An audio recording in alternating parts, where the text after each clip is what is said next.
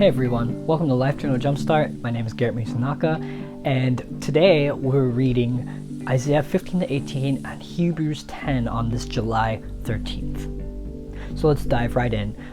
Let's remember what Isaiah is about, and that Isaiah is various prophecies and visions that God is giving Isaiah concerning judgment, not just Israel, but also the nations surrounding Israel, and even the ones that will take them over and their fall. But there's always hope after judgment. Judgment is just a way that creates the landscape, evens the landscape again, rights our perspective so that God can come and bring hope. And so in this specific chapters in 15 to 18, we see there's a list of Israel's neighbors that have all committed sins, and the big theme here is pride against God, and they think they know better, they think they're all that, and God is going to level the playing field. And so we begin to see the fall of Babylon in the previous chapter. In this one we see Moab, we see Damascus, and we see the list go through. And while I know that it might be hard to relate, I know that the Lord can speak through His Word, and so I would just really encourage you to scan these sins of these nations, and I pray that the Lord would scrub our hearts of those sins as well.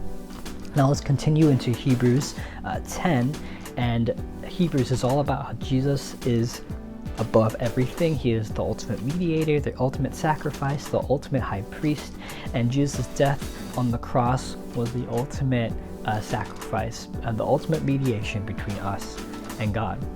And this author of the book of Hebrews includes a warning for those who would leave the faith and Jesus behind. And committing to Jesus is not a back and forth decision. It's I'm in for all time, for my entire life. These warnings are not made to create fear in the believer, but it is made to kind of show the weight of the commitment to Jesus. And because they're talking to specifically Jewish Christians, they know all about the Israel's history, they know all about God, they know all about the Old Covenant. And so while this author is writing to these Jewish Christians, there's some people who are leaving the faith at this time because of jail, because of different reasons, because theological reasons, personal reasons. And so he's saying, hey, this isn't a small commitment, and leaving Jesus isn't without consequences. And so while it can be controversial, this isn't made to create fear in the believer. It's made to create kind of to show that commitment to Jesus is no small thing. So as you and me read, I pray that we would ask this question like I do every time.